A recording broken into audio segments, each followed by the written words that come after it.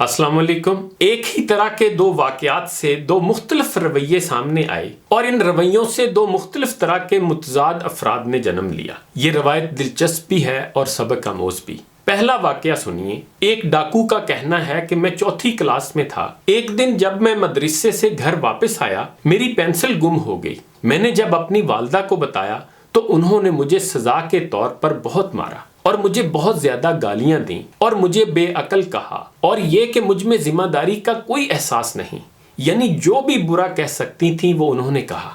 اپنی والدہ کی اتنی سختی کے نتیجے میں نے خود سے پکا ارادہ کیا کہ اب اپنی والدہ کے پاس خالی ہاتھ نہ جاؤں گا۔ پھر وہ ڈاکو کہتا ہے کہ اس کے لیے میں نے ارادہ کیا کہ میں اپنی کلاس کے ساتھیوں کے قلم چرا لیا کروں گا۔ کچھ ہی دنوں میں نے منصوبہ بنایا اور چوری کا کام شروع کر دیا۔ پھر میں نے 1 یا 2 قلم چرانے پر اکتفا نہ کیا بلکہ اپنی کلاس کے تمام لوگوں کے قلم چرا لیے۔ کام کے شروع میں ڈرتے ڈرتے چوری کرتا تھا، پھر آہستہ آہستہ میرا حوصلہ بڑھتا رہا اور میرے دل سے ڈر ختم ہوتا چلا گیا۔ 1 ماہ گزرنے کے بعد مجھے اس کام میں وہ لذت نہ رہی جو شروع میں تھی۔ پھر میں نے ساتھ والی کلاسز میں جانے کا ارادہ کیا۔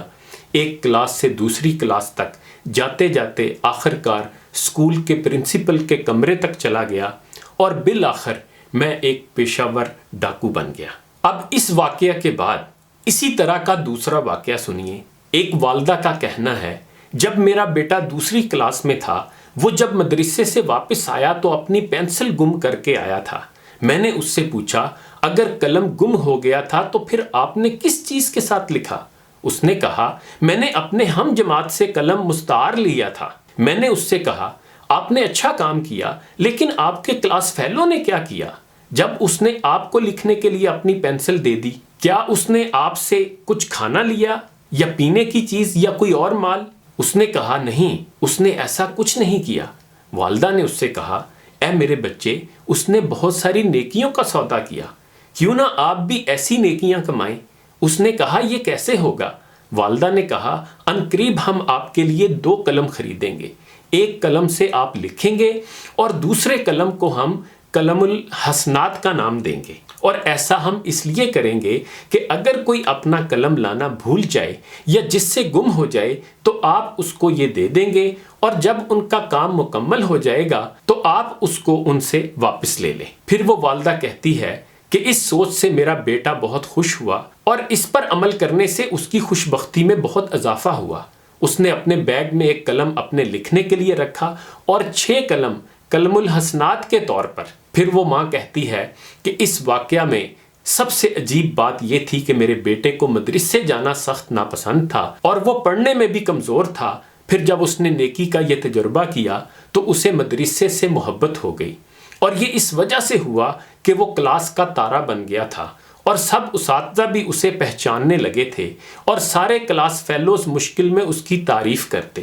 جس کسی کا قلم گم ہو جاتا وہ اس سے قلم لیتا، اور استاد کو جب پتہ چلتا کہ کوئی اس لیے نہیں لکھ رہا کہ اس کے پاس قلم نہیں تو استاد کہتے، کہاں ہے وہ احتیاطی قلم رکھنے والا؟ پھر وہ ماں کہتی ہے کہ اس سارے عمل کے نتیجے میں میرے بیٹے کو مدرسے سے محبت ہو گئی، وہ آہستہ آہستہ پڑھائی میں بھی اچھا ہو گیا، اور خوبصورت بات یہ ہے کہ آج وہ اپنی تعلیم مکمل کر چکا ہے۔ اس نے شادی کی، اسے اللہ نے اولاد دی، لیکن وہ آج بھی قلم الحسنات نہیں بھولا، اور آج وہ ہمارے شہر کے سب سے بڑے ویلفیئر پروجیکٹ کا انچارج ہے۔ کتنا اعلیٰ سبق ہے ان 2 واقعات میں ماؤں کے لیے۔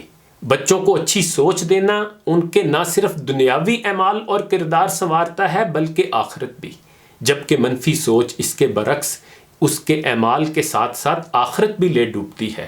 اسی لیے قوموں کے کردار اور اخلاق کو سنوارنے میں ماؤں کا بہت بڑا کردار ہے۔ نو عمری کا زمانہ کتنی اہمیت رکھتا ہے کہ زندگی کے بعض تجربات یا تو بچے کا رخ راہ راست کی طرف کر دیتے ہیں یا دوسری صورت میں وہ گمراہی کے راستوں پر چل پڑتا ہے۔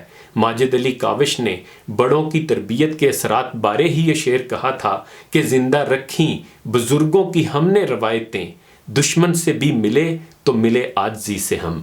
انہی گزارشات کے ساتھ اجازت چاہوں گا۔ اپنا خیال رکھیے گا۔ اللہ حافظ۔